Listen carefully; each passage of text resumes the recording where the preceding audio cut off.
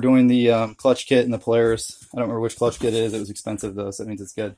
You got to install this new spring down here, and to get it off, it's pretty easy. You can take one person and put hands here, and one person opens the snapper and you get it off. But to put it back on, that's the old spring. The new spring's a lot stiffer. So to put the new spring on, you almost need two people, or be psychic or something. You have to actually line up with the splines, so it helps to mark, see the green here and the green here. There's an off spline in there and one off too, so you line it up.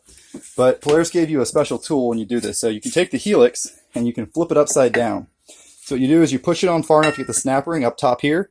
You take the helix and you put it on there, and you push it down as far as you can. And then one person holds here and here, like that, and the other person taps, and you can tap it all the way down until the snap ring seats into the groove. So Polaris gave you the special tool you need to install it. No special tools needed.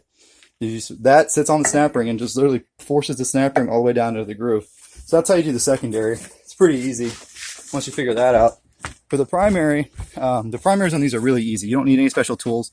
You can do it all on the bike. So you just take this cover off, throw your new spring in, take your rollers out with an Allen wrench and a 10 millimeter, put your new weights in there. I like to put a little bit of ultra gray on there, or not ultra gray. No. Anti-seize, different, very different. So that's done. Also, I'm reusing my stock belt because I bought a Gates carbon, and the Gates isn't for a bike with engine braking, so it doesn't have that nice flat surface on the inside. But yep, so this clutch kit should, make it do wheelies in high range even better. You can see that little bit of mud got in here because I'm not snorkeled yet over the weekend. I did also just replace an axle, so now I have two of those a little bit bigger $70 Eastlake axles. The $50 eBay axle broke an inner cage. See how floppy it is? But so, little word of advice: just go ahead and buy the $70 axles. Don't mess with the $50 ones. I'm still not running a lift kit because I'm scared I'll break even these axles, but it did pretty well. Trail rode very well. And I was riding with two bikes with Outlaws, and there wasn't too many places they could go that I couldn't until I broke the axle. So I'm pretty happy with this thing so far. By the way, I've got a bunch of top-end kits that I put together for people that bailed. So I've been holding on to them in case I needed them, but I'm going to get rid of them. This is a complete top-end kit with an OEM Honda piston for a Foreman 500. These are all fresh bores, brand new pistons, never installed or anything, brand new bore and hone.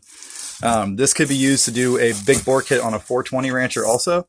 But Honda rings, Honda piston, just bored one size over. I'll take $275 for that shipped.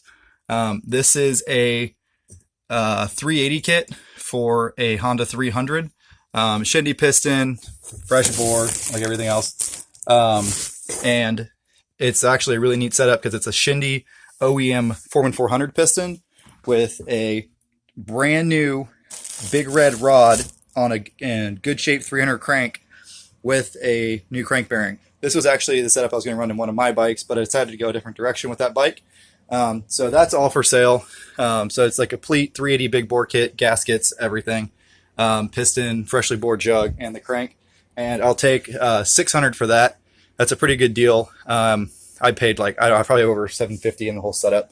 And this is a 317 for a Honda 300. Basically, it's a 350 Rancher piston and a sleeve, LE sleeve. Oh, this has a oversized sleeve in it, obviously. So that sleeve being pressed in, cost of the sleeve, I mean, that's a really good deal. 317 kit. I'll take $450 for this one shipped. That's a pretty good deal. I got the gaskets in that box too. So I've got 3 complete top end kits. If anyone needs those, they're taking up space. I need to get rid of them. They're in here in my office. Also, I have a 35% gear reduction that just came in. If anyone needs one of those installed. And I think that's it for gear reductions. I have some 420 IRS reductions if anyone needs those. I'm running out of room in here, so I'm trying to get rid of some stuff. Got some clutches for a razor. No, but yeah, so if you need that stuff, email me at christianthemudpuppy@gmail.com. This picture has nothing to do with anything, but anyways, some feedback on the clutch kit. People say it's like a huge difference and all this stuff. It's the RVS Performance Clutch Kit. It's set up for 29.5 tires. I got the best one you could get.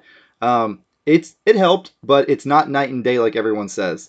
The bike actually did really well with stock clutching on 30s. It trail rode well. It still wheelied in low range. I never had a problem turning him in the mud at all.